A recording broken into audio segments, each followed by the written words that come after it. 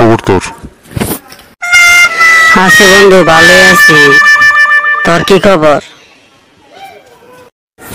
তুই জানি কি নিয়ে পড়ালেখা করতেছস? আরে আমি তো ডাক্তারি নিয়ে পড়ালেখা করতেছি, এটা তুই জানোস না? শালা ডাক্তার হওয়ার আগে ডাক্তারি ব্যবসা নিয়ে বইয়ে রেছিস। তোমাদের কথা শুনে আমার হাসি উঠতেছে, বুঝছো? আমি না হয় ডাক্তার হওয়ার আগে ডাক্তারি ব্যবসা নিয়ে বসে আছি, কিন্তু তুই কি নিয়ে পড়ালেখা করতেছস সেটা একটু শুনি। আমি তো ফ্যাশন ডিজাইন নিয়ে পড়ালেখা করতেছি, এটা কি তুই জানোস না? আর কয়েকদিন পরেই আমি ফ্যাশন ডিজাইনের জব পাবো। তুই কেমনে জবটা হবে একটু আমরা বোঝাবি?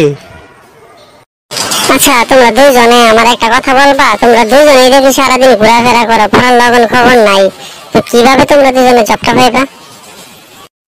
আরে জুলেখা, তুমি আমার কাছ থেকে শোনো, জব পাওয়া কোনো বিষয় না। কারণ আমাদের কোঠা আছে, বুঝছো? সেই কোঠার সাহায্যে আমরা যে কোনো সময় জব করতে পারি। বন্ধু আমার মনের কথাটা কইছে। আসলে আমরা যে কোনো সময় জব করতে পারি, এটা মনে হয় জোলেখায় জানে না। এই যে তোমাদের মতো ছাত্রদের জন্যই আজকে যারা মেধাবী ছাত্র তারা জব পাচ্ছে না, কারণ তোমরা কোঠার সাহায্যে তোমরা খুব সহজেই জবটা নিয়ে নাও। কিন্তু তোমরা সারাদিনে মনে হয় না যে একটা বা টেবিলের মধ্যে পড়তে বসো, আর অন্যদিকে মেধাবী শিক্ষার্থীরা সারা বছর পড়ার পরেও তারা চাকরি পাচ্ছে না। তোমাদের যদি ক্ষমতা থাকে তাহলে তোমরা এই হিজলামি ছেড়ে দিয়ে তোমরা ভালোভাবে পড়ালেখা করে কম্পিটিশন করে চাকরি পেয়ে দেখাও।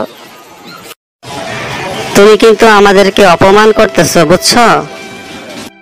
অপমান করার কি আছে? যেটা সত্যি সেটাই বলছি। তোমরা পড়ালেখা করো না, যারা মেধাবী তারা পরিশ্রম করার পরেও তারা চাকরি খুঁজে পাচ্ছে না। তাই তো তারা দেখলাম আসার পথে যে রাস্তার মধ্যে তারা আন্দোলন করতেছে। আরে দাদা, আপনি এখানে হঠাৎ করে?